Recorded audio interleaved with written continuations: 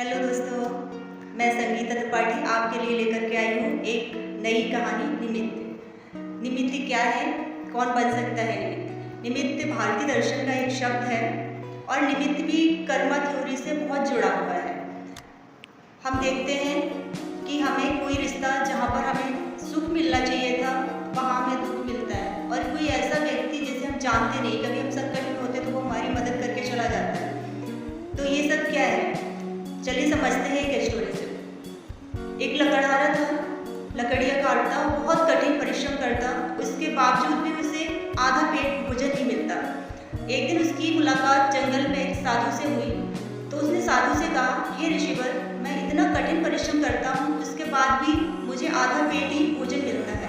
अगर आपकी मुलाकात भगवान से होती है तो पूछना कि मेरे इस दुख की वजह क्या है।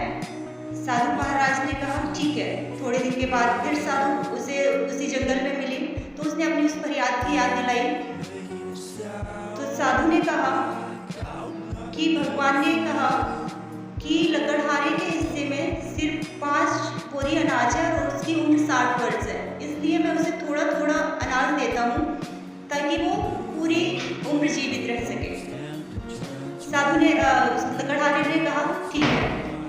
लकड़हारा कुछ समय बीता, फिर साधु महाराज उस लकड़हारे को मिले, तो उसने कहा कि आप भगवान तक मेरी ये फरियाद पहुंचा देना कि मेरे हिस्से का सारा अनाज एक बार ही दे दे, जिससे मैं पेट भर के भोजन कर लूँ। साधु ने कुछ कहा, ठीक है। अगले दिन साधु ने ऐसा किया कि उसके घर 5 बोरी अनाज भिजवा दिया।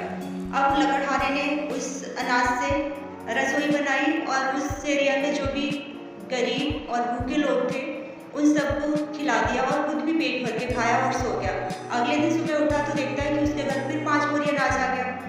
अब उसने फिर रसोई बनाई और फिर सबको खिला दिया। ऐसे ही वो रोज करने लगा। अब लकड़ियों का काम बंद करके अब वो खाना बनाने और खिलाने में बिजी हो गया। कुछ दिन के बाद फिर उसे वो साधु महाराज मिले, तो उसने पूछा कि भगवान ने तो कहा था कि मेरे हिस्से में सिर्फ 5 बोरी अनाज है, लेकिन अब तो मेरे घर रोज 5 बोरी अनाज आ जाता है। इस पर साधु ने कहा कि आपने अपने जीवन की परवाह न करते हुए अपने हिस्से का अनाज भी गरीबों और भूखे लोगों को खिला दिया, और इसलिए भगवान आपसे खुश हो गए और आप उनके हिस्से का अनाज भी आपके घर भेज देते हैं।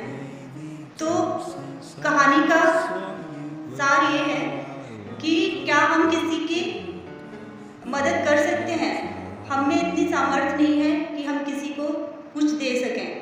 हम किसी को दान देते हैं या फिर किसी की मदद करते हैं या हम किसी को कपड़े देते हैं, भोजन देते हैं, तो सोचते हैं कि ये सब हमने किया है।